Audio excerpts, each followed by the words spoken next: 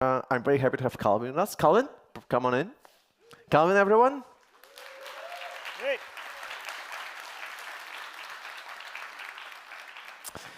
So, when we look at job openings, when we think about what companies are looking for, very often I feel like there are these predefined roles and matchboxes that people need to fit in. But very often, a lot of companies have gaps that they don't even realize that they have. And you need to be able to step in to identify those things and say, well, maybe I could do this, right? And we kind of need to really proactively, I guess, design this transition into leadership. And I'm very, very excited about the next talk going into just that. But before we do that, joke. I have a joke prepared. Yes. So how do you feel about this one, Calvin? Do you think like this is worse than anything we've had so far, or is it? It's got potential. It could be a good one. Okay, so at this point, I don't know. Right? Okay, so you want to do the punchline, right? Yeah, I'll do the punchline. Okay.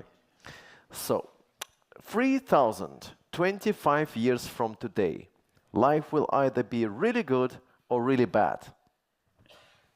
Yeah, so it's kind of 50-50. Right.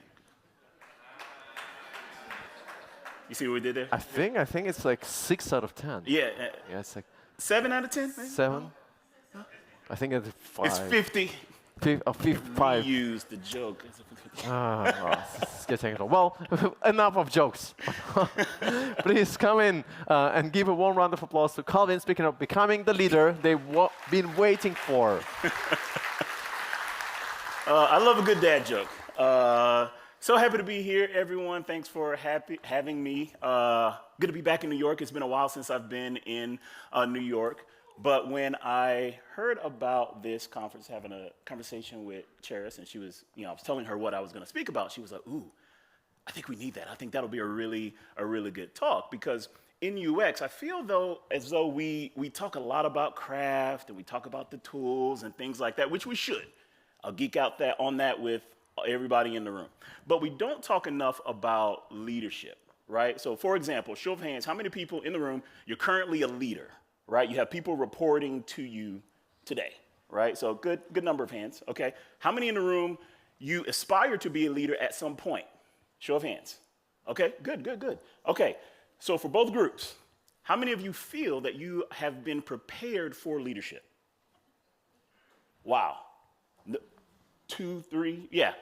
So, okay, why is there a difference there, right? So when I moved into leadership and I started to meet more and more leaders, that was the thing that challenged me. Like, why aren't leaders or potential leaders having that conversation? Because I feel like that's the real challenge in UX, right? Just as Christine showed, the conversation between the PM and the developer and all those type of things, it's like, it's not for lack of trying, right? It's because we don't have a lot of conversations around leadership. And so today, I want this for a lot of you all, if you've never thought about it, you don't have the tools for it, hopefully we can change that today. We can start to have that conversation today. But before we get too deep into that, give you a little bit more about me. So I've been in the industry for about 25 years. I've spent most of my career in enterprise UX or EUX, right? Using human-centered design to improve the employee-facing experiences at numerous corporations. I have a degree in design, but when I went to school, undergrad, I learned how to code while I was in college. And so my first job was as a full stack developer, everything from building databases, servers, and writing in different tech stacks, all of that kind of stuff. I picked up UX roles along the way. About halfway through my career, went back to school to earn an MBA, not to be a leader per se, but to get into entrepreneurship. I have that entrepreneurial bug, right? But the skills that I learned there gave me the business acumen to go into different companies like the Fed, like Lowe's, like Best Buy, now Corning. I'm working at Corning right now to build and stand up enterprise UX teams. Like I mentioned, I also have the entrepreneurial bug, so I've started different businesses. Obsidian is a freelance consultancy that I do. I've also worked with other entrepreneurs to help them start businesses.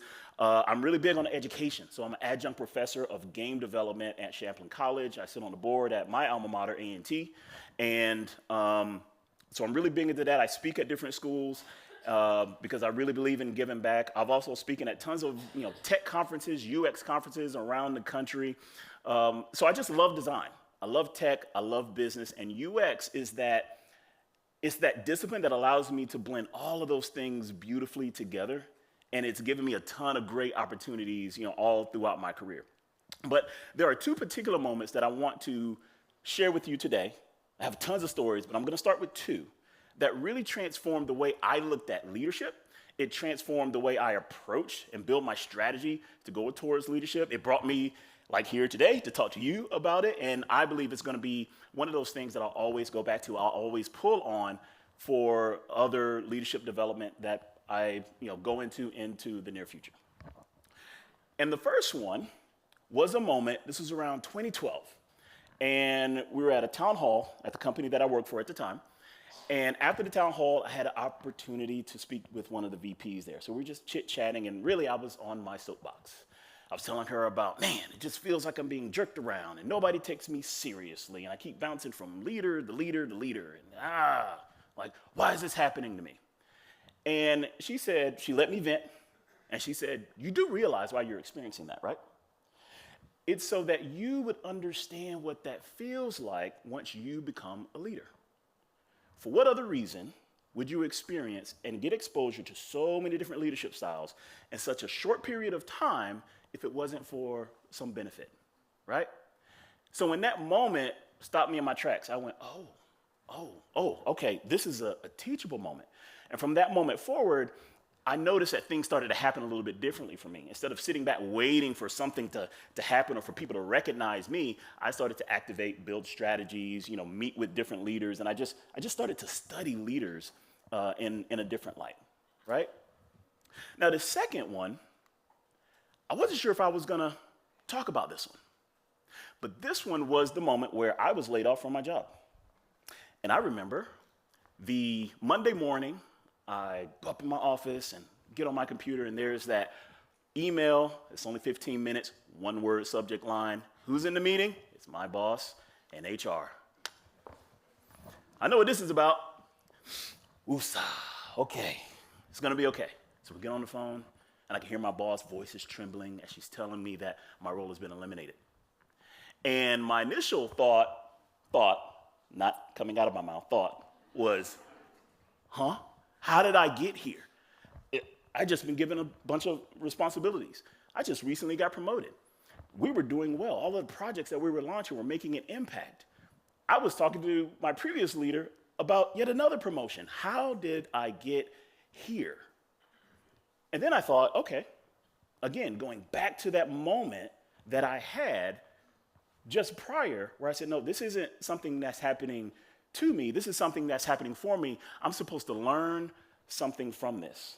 And I had the idea. And I remember after having that call, I took a minute to just kind of breathe. I went downstairs, met my wife in the living room, smile on my face, and I said, babe, I just got laid off from my job. And she goes, well, I don't know how to take this. Why are you smiling, right? And I said, it's because just months prior, telling you about the entrepreneurship bug, I was working on a pitch competition. And in that pitch competition, all the questions about business and marketing, I could answer those questions.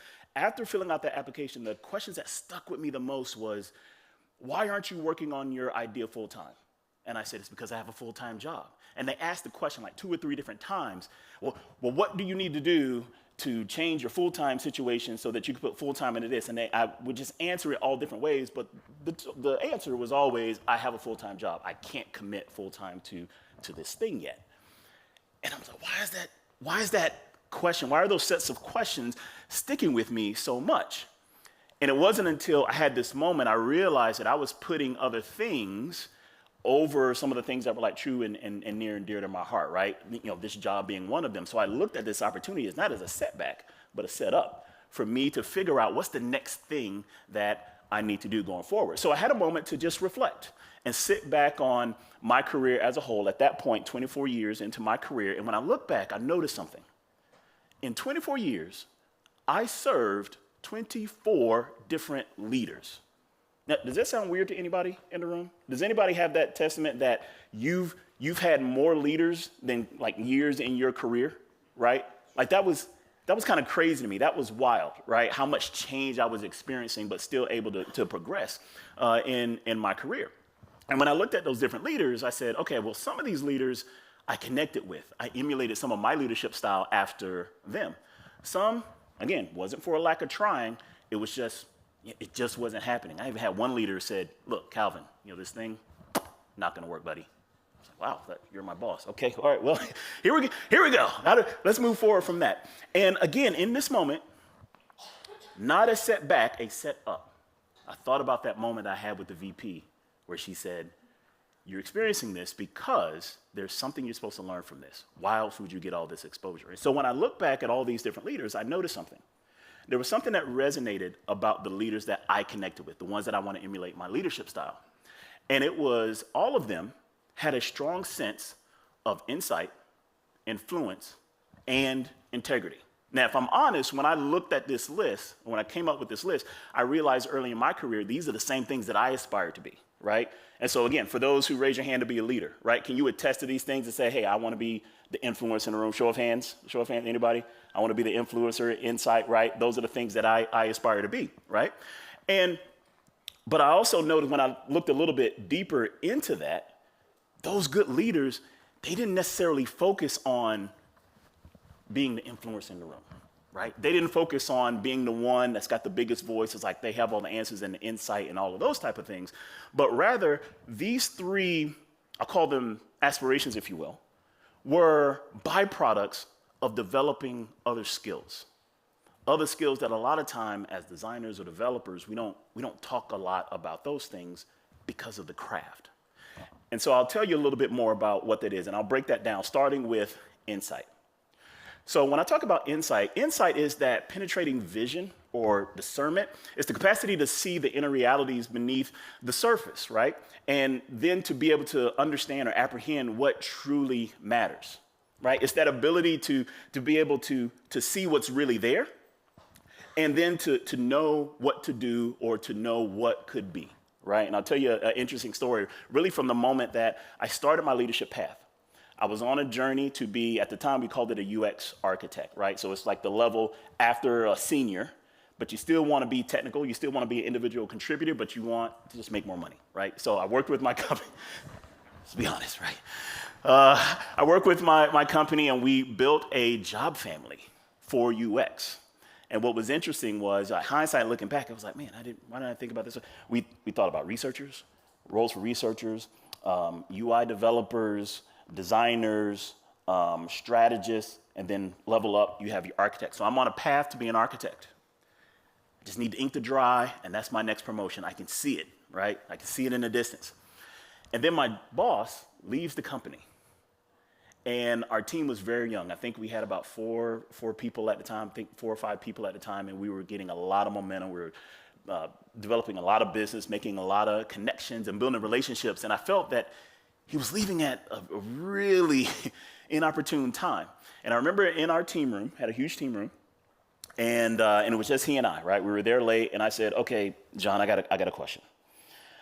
I want to be an architect, but with you leaving, I feel some kind of way. I feel like if we don't get the right leader in here, it's going to stifle the team. You know, they're going to bring in the wrong type of manager, and you're the type of manager that we need to build and to start this new thing, right? To kind of have this entrepreneurial vibe to it. And he said something to me that I repeat with other people, right? He goes, Calvin, I have no doubt if you are a UX architect, you will be successful. But if you want to make significant change, you have to go into management. And I went, John, I knew you were going to say that. I don't know. But in that moment, that was a moment of insight. Hindsight, looking back, I knew he was right. I didn't want to accept it. But that was that discernment. That was him being able to say, I acknowledge you as a leadership skill. You have to be able to acknowledge the people that are in your care, that are working on your team. And because we had worked together and he had my back, I had his back in delivering great products, there was a sense of trust there. And when those two things come together, that's when you can have a pure moment of insight, right? Now, if anybody else would have told me that, right, I don't know if I would have listened to it, the same way. Right? But it was just that investment in time that he had with me as my leader that planted that seed that, okay, maybe I should go in and pursue this thing, right? And so that's where insight comes from. It's not really the thing that you aspire to be. It's really the byproduct of knowing who you are, knowing the people that are around you, and building the trust in the team to be able to have those moments, right? You're preparing for the moment before the moment actually happens, right? So that's insight. So let's look at influence. When we look at influence, influence is the power to create an effect in the thoughts, behaviors, beliefs of others, but it's not by force, right? You're not forcing people to do it. You're not coercing people to do it, but you're really doing it by presence, by being there, by having a strong conviction about whatever it is, the thing that you're going through with your team, right? That's the influence. That's what influence means, right? I'll give you another great example. So after having that conversation with John, who plants the seed that maybe you should go into management, I then go talk to his boss, who would eventually become my boss. And I go, man, I gave him the same sob story. John's leaving, and I feel some kind of way about it. And if we don't get the right leader in here, it's going to mess everything up. And what I really didn't understand at the time, I learned it along the way, but John and Andy, they were the ones that wanted to build a UX team. You know, this was during my time at the Federal Reserve Bank. They were the ones that originally wanted to build the UX team. So I was already talking to the right people, right? And his response to me was kind of like John's, but a little bit different, right? He heard me out and he goes, Calvin, but we just built this UX track for you, for a UX architect. I was like, I know, but John's leaving. I feel some kind of way about it. We don't get the right leaders. And he goes, okay, all right. Now, I'll lean into this. Now, here's what's interesting. I've seen how you lead with your teams. I see how your team responds to you. I see how stakeholders react with you. I don't know if you can manage, though. But there's no slight. It's because you've never had to operate in that office before. But throughout the process, the application process and the interview process, and then once I got the position, he groomed me. He taught me things about management and leadership that I didn't know prior, right? In that scenario, what Andy did was he took his position of power, his role, his authority over us and the team, and he shared it. He took the knowledge that was in his head and he put it in my head. He acknowledged where I was by saying, hey, I know that you've been working on this thing. I see you working with other teams and other people, and I know that there's something there. How do we bring those two things together? Those are the two skills that he's bringing together to create the type of leader in me that he needed me to be for the company and for the team that I would eventually oversee. That was influence. Again, not by force, but by presence. They were there. Both of those leaders were there. And they didn't force their way in, but they set up an environment for me to kind of walk through it, ask questions, lean into it, make mistakes sometimes, but that was the influence. I actually borrowed some of their influence to be able to make the success that I was making. Now, the last one is integrity. So integrity is just, being in alignment with your values, right? Even when it's hard, even when nobody's looking, and then encouraging other people to do the same thing. Now, again, this is another story that I've shared with many designers, developers, researchers throughout my career because of the way it hit me. And this was very early in my career, actually my first job at Hallmark Cards, where my personal development manager was working with me. I was in IT, like I mentioned, full stack developer, but I wanted to go into creative. Getting into creative at Hallmark is hard, extremely hard. I tried everything. I was overqualified, underqualified, ignored, like all the things, right? I could not get in creative, and it was driving me crazy. And I met with my manager, Mary, and she goes, well, if Hallmark can't see your value, then maybe they don't deserve to keep you. And I'm going, whoa, managers are not supposed to say that. No. And she was like, well, no, it's true, right? If this is something that you're passionate about, maybe it's time for you to leave the company. And I couldn't explain it. It was like this weight that just kind of fell off of me at the moment to where I went, yeah, I have options. I don't have to sit around. I can move. I can do what I need to do. Now, for the managers in the room, I'm not telling your people to leave. Just disclaimer, right? But I am saying, in that moment, this is what Mary did. Mary used her position, her authority, her power, and because her role was set up just for my benefit, right? She wasn't necessarily overseeing projects or anything like that, but her role was to make sure that I was in the right place at the right time, I was thriving, I was adding value, and if I'm not, then I either have to move Calvin over or I have to move him out. And that was big. And when I learned that, I copied that same thing with people that I led, right? People that I'd love to have on the team, and sometimes I have to tell them, maybe this isn't for you. Maybe you need to go somewhere else, and I'll be your biggest advocate to help you get there, right? So when you zoom all the way out, this is what I mean, right? This is what I've codified as overflowing leadership. That leader that knows and understands that their biggest skill, the biggest set of skills that they need to develop is trust, knowledge, power, but not for themselves. It's for the people that are in their care, right? Now, we call these soft skills, but they're actually pretty hard. They're probably harder than, Figma and, FlexGrid and all those type of things, right? You have tools for that, right, that you can copy and paste, or maybe use AI. But again, we're not having conversations around, well, how do I build trust? How do I build knowledge? How do I build power? And especially for the UX people in the room, I use this phrase all the time. When it comes to UX, I notice that UX people have like an undrainable amount of empathy for end users that they've never seen, but they don't have any empathy for the product manager or the developer or the legal person or the finance person in the team that's ruining their project. But what happens if you extend that, if you use these soft skills with those folks, and I've seen this myself, I've used the people that everybody's scared of internally, if I use this on them, they come back and say, well, I have ideas and nobody ever asked me. Thank you for asking me. I would love to help you on that project. It's magic, right?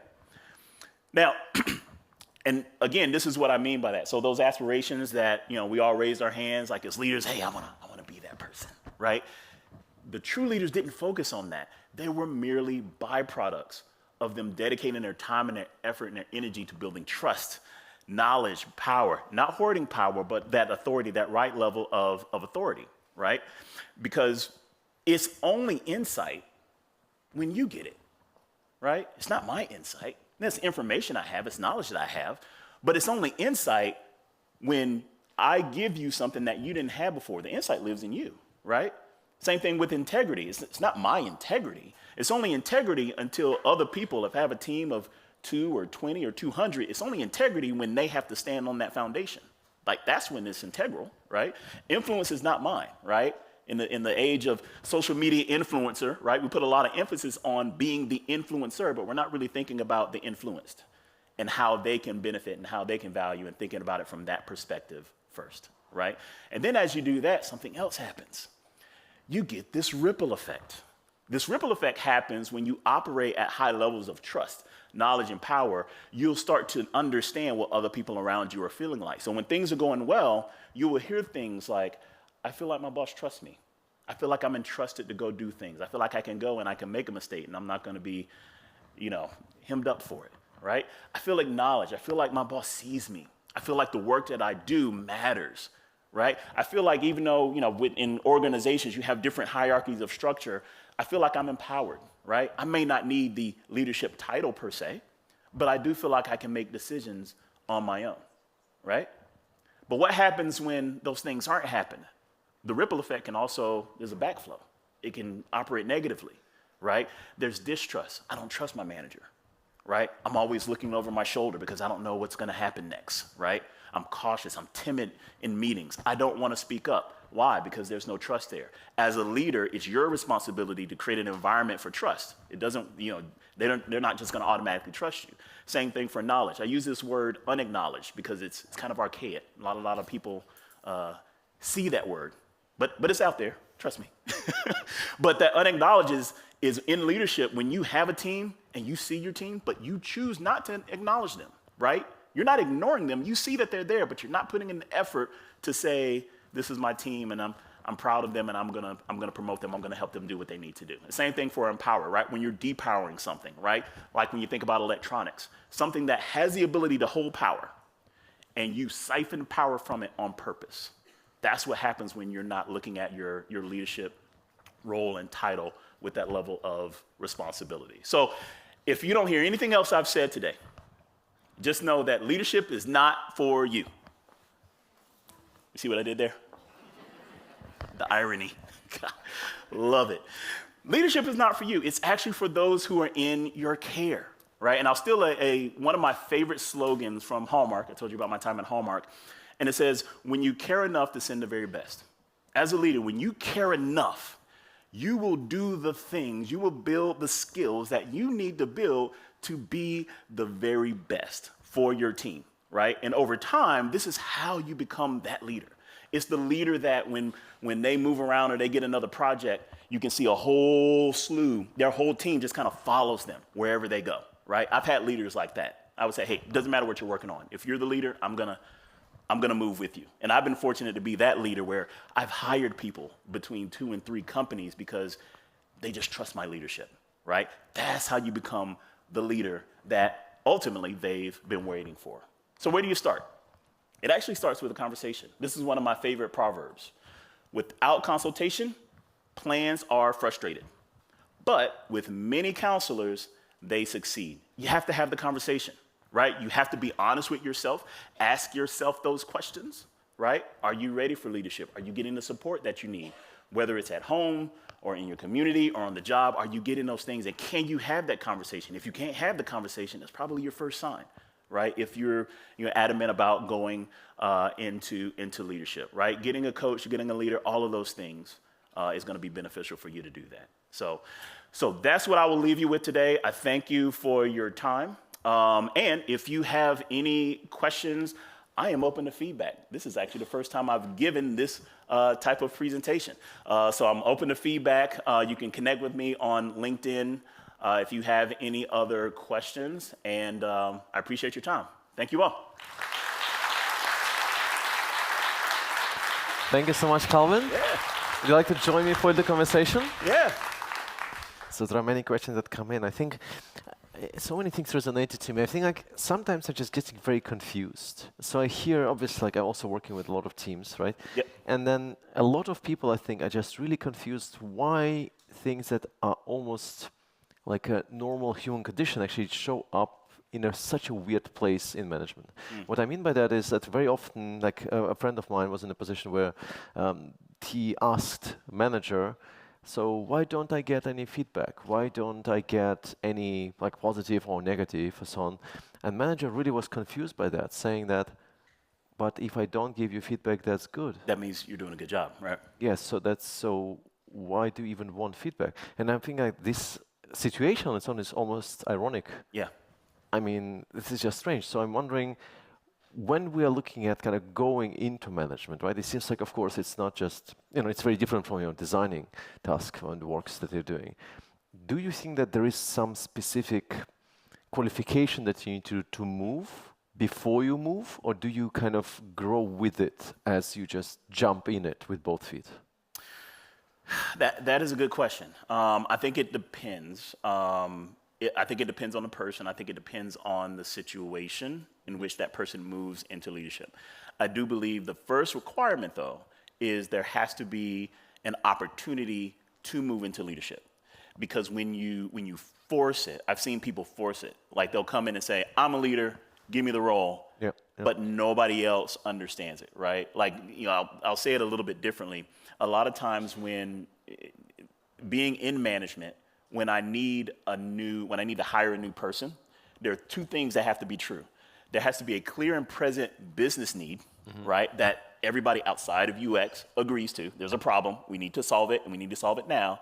And then there's a person who's in position to step into that role to make it happen. Yep. So if that's true for an individual contributor, that's also true for leaders, right? So there has to be like a clear setup to say, this is the problem, this is the opportunity, this is the environment, and then having the conversation with whomever to be able to say, here's the opportunity, I'm a good fit, for it. But yeah, it's hard, even to your point about not communicating or not giving feedback.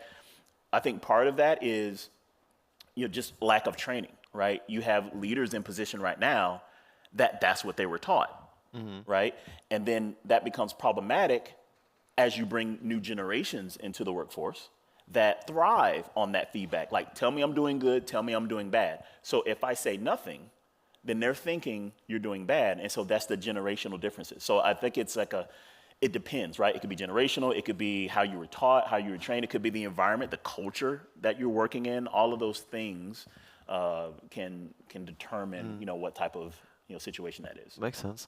But also, like one of the first questions that came up almost like 2 minutes in after you started speaking was, what if you have the knowledge but not the confidence to enter into a leadership role? What would you recommend in this situation? If you have the knowledge but not the confidence. So I know for me, and again, this miles may vary.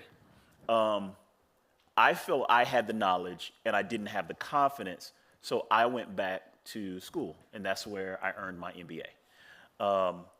Going back to school to get the MBA gave me the confidence to be able to know that when I step into leadership that it's going to work. So that was something that I personally needed to do to feel like I would have the confidence to move into that role. As I made that decision, though, having a support system is going to be key. Mm-hmm. Because when I made that decision, I was actually in the middle of a transition where I was working at another company, and I told that company I wanted to go back to school to earn my MBA, and they said no. And I kept going back and pressing. Like, I really want to do, I think this will help me grow in my career. They said no. I pressed again. They said, okay, we'll approve it, but we're going to dock your pay $25,000 a year, right? And that's where I went, okay, I have to leave because this is not conducive for me to do that. I'm reaching out for help, and you're giving me something different back. Yeah. Then I moved to a company, the company where I started my first leadership role at the Fed. Not only were they okay with me going back to school, they paid for some of it, through their tuition program, and my boss would send me to class with business problems.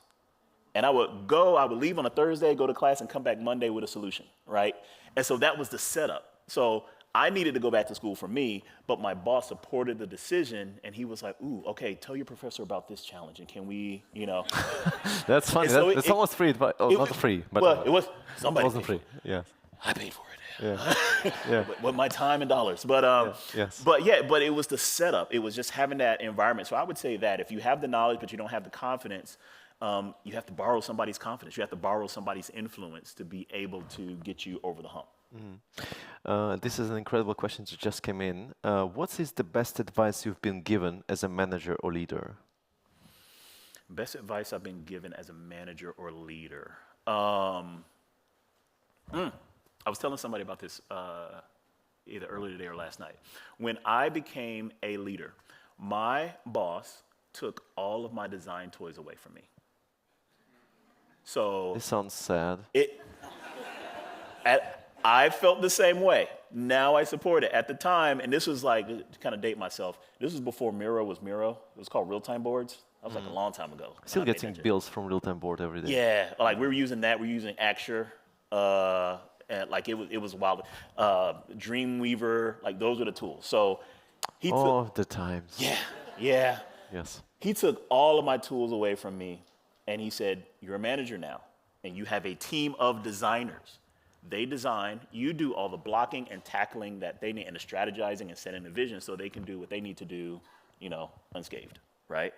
And I tried to sneak one tool on my laptop. I tried to keep Dreamweaver because I was like, Dreamweaver isn't a design tool. That's right. And I'm a designer and a developer, so I kind of kept that on my machine, but I forget that he gets a report every month of all the software on everybody's computer. So he got the monthly report. He calls me up, and he's like, hey, Andy, how's it going? Calvin, why do you still have Dreamweaver on your device? This is a question that I would ask you today, too. Yeah. Fair. I was like, get rid of it. Oh, okay, I'll get rid of it. So he stripped me of all my tools because he wanted me to focus on the trust and the knowledge and understanding my role and my title to be there for the team and strategize for the team, and then entrust my team to do all the design work.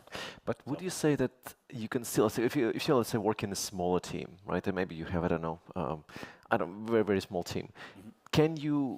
Can you still balance it out and be a good leader while also designing? Is it even possible? I think it depends. Once you start getting into size, right? So if you have like a team of like 2 or 3, then maybe. Once you get up to like 6, 7, 8 people, right? There's just not enough time in the day to give them what they need and be in Figma. right? It's just not enough time to be able to do that. And you also got to think about all the things that you're not currently working on. So now as a leader, you got to have a vision and a strategy. You have to be planning, budget, quarterly, like, and this is from like I've worked in corporate, as you can see from all the icons on the screen. So I'm working in, Fortune 500 companies and stuff like that, where the teams, they start to sprawl pretty quickly. And so, yeah, it's just so much. The challenges that we have in UX, I don't think it's about the tools. I think it's about the leaders that are in position that are making certain decisions about what people with a UX or a design or a product title, whatever they're working on, is predicated on whatever a decision that a leader makes. And so if we don't have design-minded people, like human-centered, focused people making those big strategic visionary decisions, then it all just kind of cascades down, right? That's where you get into your design maturity, like I have a whole track on that too. Sure. But that's the thing. Like at a certain point in your career, if you want to stay the technical track, fine. There's nothing wrong with that. But this then eventually might be hitting a ceiling, especially if you're again a smaller company. You might be hitting a ceiling, not because of you, it's because of how these organizations are set up. Yeah, sure. Like the way decisions are made, all decisions aren't made with the tactical folks, right? And so that was the trade-off that I made, like from day one going into leadership, to say, well, if I wanted this team to thrive, do I hang up my real-time boards in Axure and go into leadership because we got a good thing going here and I want to keep it going? Or do I just go, nope, I want no part of that. I want to stay in the tool set. Right. Well, we have wonderful questions also that just came in, so I want to actually cover them too. Lisette is wondering, have you found any effective ways to build trust within your team, especially with new hires? Yes. I'm thinking about natural methods that fit smoothly into your one-on-one check-ins or team meetings. Nothing that feels forced, but genuinely helps strengthen your connection. Yes. One thing, my go-to is giving everybody on the team the opportunity to speak if they want to. So it starts with one-on-ones. I set up one-on-ones with everybody, and I set it up as we can talk about whatever. We can talk about work stuff. We can talk about career, like whatever you want to talk about, that's their time. And then it's almost like a cascading type of scenario to where, as a leader, I'm always thinking about everybody on the team, how they grow, who can take my position eventually, all of those things. And the best way to do that is to put them in a position where they are in front of other people. Right? Because it's not about what I think about, whether or not they're doing well. I need other people in the company to see them doing well. And the best way to do that is to set them up in different speaking opportunities. So I kind of gauge where they are from a one-on-one. And then I'll say, okay, the next thing is for you to share your work in our next, big team meeting, right? I do a team meeting every month. And then my managers can do, their own team meetings on more of a frequent basis. But I'm always encouraging everybody to be able to share the work that they're working on. And then if they share at a big team meeting, like my big team meeting, and it's good stuff, I'll, pitch that to my boss and say, hey, for our extended staff meeting with my boss, I want this person to present, this body of work. And I'll just keep ratcheting it up. I'll keep finding opportunities for them to present the work. One, so that everybody doesn't just think that, like you said, like I'm over here in Figma designing myself, right? Yeah. But I'm setting everybody else up, and they love that, right? And they love the coaching and the environment. Like I create a supportive environment for and them visibility as well, and right? visibility to do that. And over time, that builds the confidence up in them. And yeah, like I said, other people get to see it, but now I also get to see that person. Like I can put them in the pressure cooker and see if they're going to be okay, right? And I just give them a little bit more. I just turn it up a little bit more every single time. So.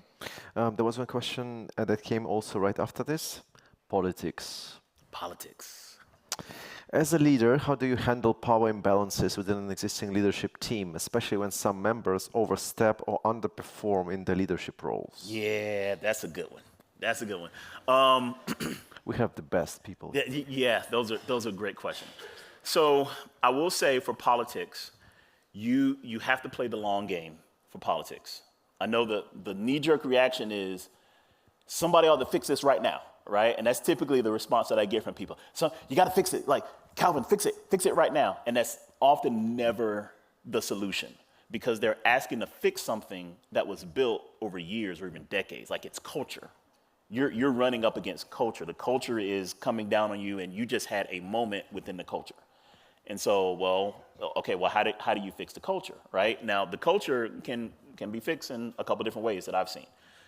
either it comes top down, like CEO or some high position person says, from here on out, we're going to do things this way. And then everybody goes, yep, this is where we're going, right?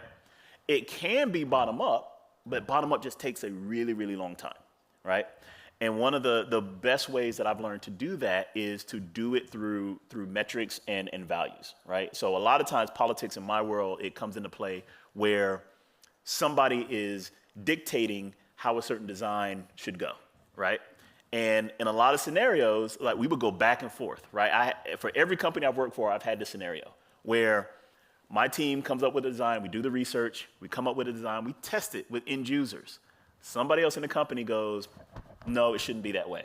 After all of this qualitative and quantitative information, nope, I'm gonna pull rank, we're gonna do it that way. And we came up with a rule, agree to disagree. If we don't go the direction that we found in the research, that's fine, I'm just gonna document it, and this is gonna be part of our usability metrics or our benchmark or metric, performance metrics of the product. So now what I did there was, I'm not gonna fight with you over UX principles, I'm gonna switch over to business principles, things that I learned in my MBA program. So now it's not about whether or not you receive my research, it's about whether or not you want the product to be successful. And now we have metrics that you've agreed to, metrics that come from on high, our CEO, whoever said, these are the metrics that we're trying to hit. And prior to that, I was able to connect any research that we're doing at a technical level back to those high level objectives. And if I document that and put that in a project, we can release it, disagree to disagree, and just sit back and go, how well did the product do? Told you so. Well, in closed corners, I can say I told you so. In some, because I still got to play the political game. I still got to work with you on the next project, right? So now it's, okay, how did the project do? Okay, they didn't receive it well. Okay, and like I told you, all those logos I showed you, I have a story just like that where somebody goes back. We can't wait to hear them. Yeah, it's like, do it this way. My team designed it 6 months ago. This next iteration is going to be this, right? So, and then they go, okay, I'm sorry. Fair enough. So I think that we're running behind the schedule here a little bit. So you'll be also, I hope, available after for all kind of questions. Maybe just to wrap up, are there any books that you think everybody needs to read when jumping into leadership? My favorite book from leadership is called The Other Side of Innovation. It's kind of an old book. It's a really good book because, again, like when you think about innovation, you think all the stuff Bloomberg shows you, like headsets and people going like this, But the other side of innovation talks about the process, the rigor, the things that need to happen in order for you to create an environment for innovation to thrive. It gets into how to structure teams and all that kind of stuff. So that's been my go-to book since day one of my leadership to build and scale teams. So. Excellent, fantastic. Well, thank you so much for being with us. Thank you. Wonderful, wonderful. Yeah. Thank you. Thank you. Thank you.